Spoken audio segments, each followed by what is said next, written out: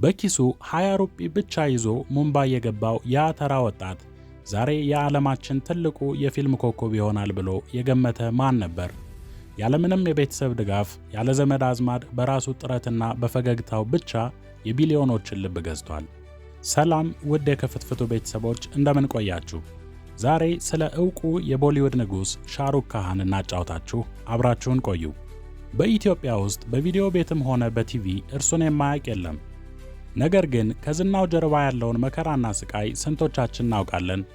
ሻሩክ ካህን እንዴት ከድህነት ወጥቶ የዱባይ ቡርጅ ካሊፋ ላይ ስሙ በክብር እንዲጻፍ ማድረግ ቻለ? ቻናሉን ላይክ ኤንድ ፎሎ እያደረጋችሁ ቤተሰብ ሁኑን። አብረን እንቆይ። ሻሩክ ካህን በ1965 በኒው ደልሂ ህንድ ውስጥ ተወለደ። አባቱ የታሪክ ምሁርና የነጻነት ታጋይ ነበሩ።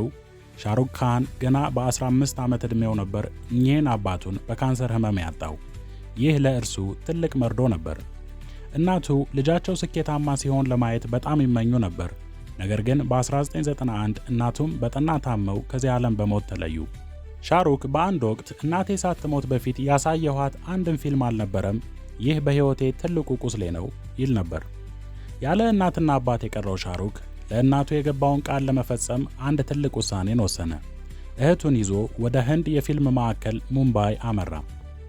ሻሩክ ካህን ሙምባይ ሲደርስ መጠለያ አልነበረውም።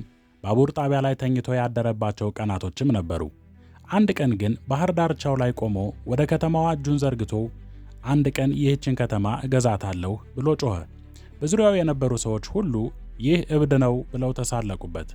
ሻሩክ ግን አልተቀመጠም። በቴሌቪዥን ድራማዎች ላይ መስራት ጀመረ። ትወናው በጣም ማራኪ ስለነበር ብዙም ሳይቆይ የቦሊውድን በር አንኳኳ። እናም ዲዋና በተሰኘው ፊልሙ ለመጀመሪያ ጊዜ ብቅ አለ። ከዛም ሻሩክ ካህን በ1990ዎቹ አጋማሽ ላይ የቦሊውድ ንጉሥ መሆን ቻለ። በተለይ በኢትዮጵያ ተመልካቾች ዘንድ የማይረሱ ፊልሞቹ ሌት ጃንጌ፣ ኩች ኩች ሆታሄ እና ሌሎችም የሚጠቀሱ ናቸው። ይህ ድንቅ ተዋናይ በቃላት የማይገለጹ የትወና ተሰጥኦ አለው። የፍቅር ፊልም ሲሰራ አብራችሁ ታለቅሳላችሁ፣ የጀግንነት ሲሰራ አብራችሁ ትቆማላችሁ። እናም በዚህ መልኩ ከ80 በላይ ፊልሞች ላይ ተውኗል። እርሱ ዛሬ ተራ ተዋናይ አይደለም፣ የህንድ የባህል አምባሳደር ጭምር እንጂ። አስገራሚው ነገር ሻሩክ ለተከታታይ 4 ዓመታት ፊልም ሳይሰራ ቆይቶ በ2023 ፓታንና ጃዋን በተባሉ ፊልሞቹ ተመልሶ ሲመጣ የቦሊውድን የገቢ ታሪክ ሁሉ ሰባብሮታል። ሻሩክ ካህን ዛሬ ከ730 ሚሊዮን ዶላር በላይ ሀብት አለው። በሙምባይ የሚገኘው ማናት የተሰኘ ቤቱ እንደ ቤተ መንግሥት የሚቆጠርና በሺዎች የሚቆጠሩ ጎብኚዎች በየቀኑ የሚመጡበት ቦታ ነው። ከትወና በተጨማሪ የኮልክ ናይት ራይደርስ ክሪኬት ባለቤት ሲሆን የራሱ ሬድ ቺሊስ የተባለ የፊልም ፕሮዳክሽን ስቱዲዮም አለው። በዓለም ላይ በታዋቂው ፎርብስ መጽሔት ላይ ከሚጠቀሱ ጥቂት የፊልም ባለሀብቶች አንዱ መሆን ችሏል።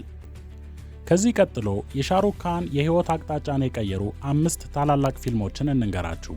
አንደኛ ዲልዋሌ ዱልሃኒያ ለ ጃንጌ በ1995 በህንድ ሲኒማ ታሪክ ውስጥ ለ25 ዓመታት ከ1200 ሳምንታት በላይ በተከታታይ በቲያትር የታየ ብቸኛው ፊልም ነው። በኢትዮጵያ የቪዲዮ ቤቶች ታሪክ ውስጥም ትልቅ ቦታ አለው። ሁለተኛ ኩች ኩች ሆታሄ በ1998 ሻሩክ በወጣቶች ዘንድ ትልቅ ፋሽንና ስታይል እንዲኖረው ያደረገ ፊልም ነው።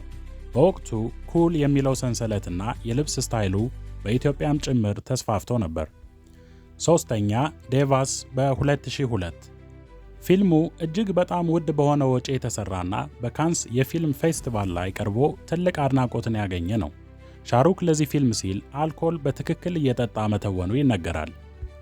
አራተኛ ማይ ኔም ኢዝ ካህን በ2010 ሻሩክ ካህን ተራ ተዋናይ ብቻ ሳይሆን ማህበራዊ መልእክቶችን የሚያስተላልፍ ትልቅ አርቲስት መሆኑን ለዓለም ያሳየበት ፊልምም ነው። አምስተኛ ጃዋን 2023 ሻሩክ ለተወሰኑ ዓመታት ከፊልም ርቆ ከቆየ በኋላ ተመልሶ መጥቶ በቦሊውድ ታሪክ ከፍተኛውን የገቢ ሪከርድ የሰበረበት ፊልም ነው። ከዚህ ቀጥሎ ስለ ሻሩክ ካህን የሚነገሩ እውነታዎችን እንንገራችሁ። የመጀመሪያው የመኝታ ሰዓቱ ሻሩክ ካህን በቀን ውስጥ የሚተኛው ለ4 ሰዓት ብቻ እንደሆነና ቀሪውን ሰዓት ለሥራ እንደሚጠቀም ይነገራል። ሁለተኛ የመኪና ፍቅሩ ሻሩክ ካህን ያላቸው መኪናዎች ሁሉ ሰሌዳቸው 555 የሚል ቁጥር አለባቸው። ይህ የእርሱ ዕድለኛ ቁጥሩ እንደሆነ ያምናል። ሶስተኛው ሻሩክ በቀን እስከ 100 ሲጋራዎችን እንደሚያጨስ በአንድ ወቅት ተናግሮ ነበር። ይህ ለማንኛውም ሰው የሚመከር መልካም ነገር አይደለም። ታዲያ የዚህ ድንቅ ተዋናይ ታሪክ የሚያስተምረን ትልቅ ነገር አለ። ትልቅ ህልም ካለህና ይህንንም ህልም ለማሳካት እስከ መጨረሻው ከታገልክ ዓለም ሁሉ ለአንተ ይንበረከካል። እናንተስ ከሻሩክ ካን ፊልሞች በጣም የምትወዱት የትኛውን ነው? በቀጣይስ ስለማን ብንሰራ መልካም ነው ትላላችሁ? ስለተከታተላችሁን ከልብ እያመሰገንን መልካም ጊዜ ተመኘን።